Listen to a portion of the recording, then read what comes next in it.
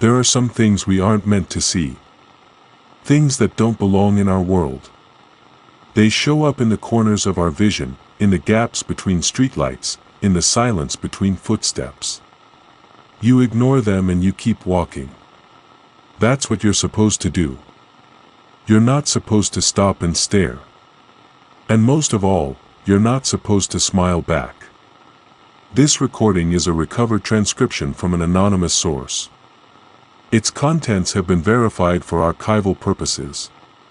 Listen closely. This may be the last warning you get. I live in a relatively quiet neighborhood. It's the kind of place where the most exciting thing that happens is someone forgetting to take their trash out or a neighbor complaining about teenagers loitering at the corner store. I used to feel safe here. That changed last Thursday. It started like any other night. I had trouble sleeping, nothing unusual. Around 2 a.m., I decided to go for a walk. It helps to clear my mind when I feel that crawling insomnia creep in. The air was cool, the streets empty. Just me, my hoodie, and the rhythmic sound of my sneakers tapping the concrete. That's when I saw him. At first, he was nothing more than a shape under the amber streetlight. A man. Standing dead still. Too far away to make out features, but I could tell something was off. He wasn't just standing, he was posed. Arms dangling unnaturally, shoulders slouched forward like a puppet with cut strings. But it was his face that did it. As I got closer, I saw the smile. Wide. Stretched unnaturally far, like it had been carved there. Lips thin and pale. Teeth, perfectly straight, too white, too uniform, like they didn't belong in a real human mouth. And he was looking right at me. Not moving. Just smiling. I stopped walking. Something primal screamed in my head to turn around, to get out of there. But I didn't. I stood there, frozen. And then he moved. Not walked. Moved. Like he was being pulled forward on invisible strings. His feet didn't lift, but he glided a few inches closer. Still smiling. Still watching. That's when I bolted. I didn't look back. I didn't want to know if he was following. I ran all the way home, slammed the door shut, locked it, and waited.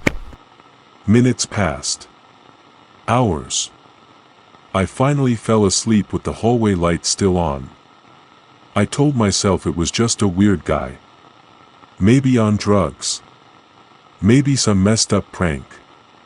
But I didn't go walking the next night. Or the next.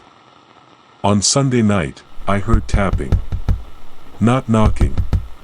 Tapping. Light and slow. From the window. I live on the second floor. I looked out, heart pounding, and there he was. On the sidewalk. Just far enough to be shadowed, but close enough for me to see that damn smile. His head tilted slowly to one side like a curious animal. I backed away from the window.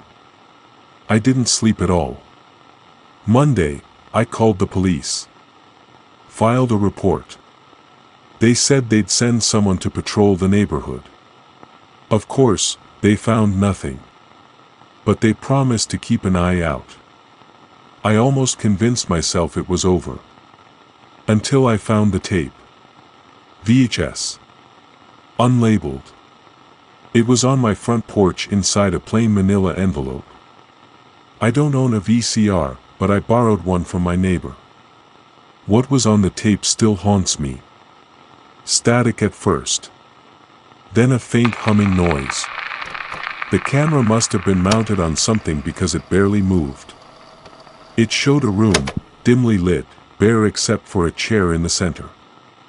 After a few minutes, he entered the frame. The smiling man, same posture. Same face. He sat in the chair. Stared into the camera. No sound.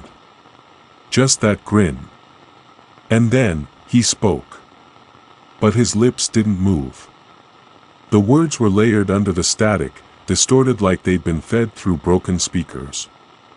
I see you. I like your smile. Smile back. The screen cut to black. Then, flickering frames. Images flashing too fast to comprehend. A face. A hand. Teeth. Screaming, but not human. It was like the tape was trying to show me something. Or warn me. I haven't watched it since. I still have it.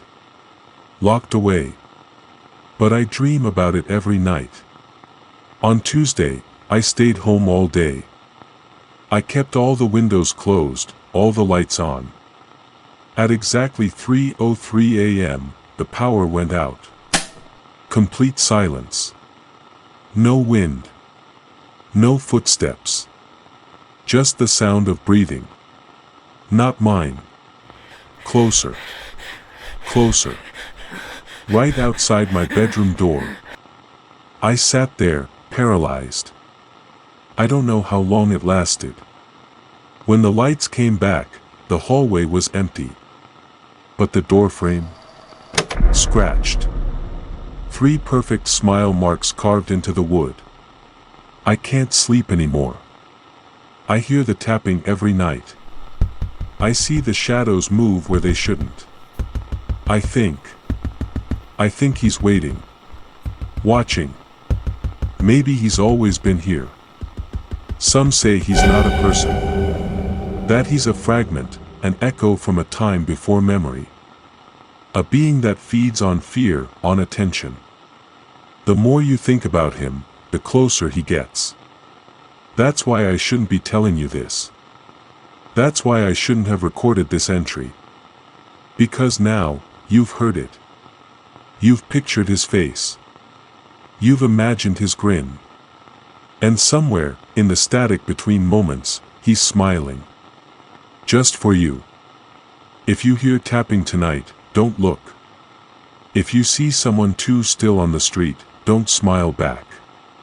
Because once you acknowledge him, once you see him, really see him, he becomes real. He wants to be seen. And once he knows that you've seen him, he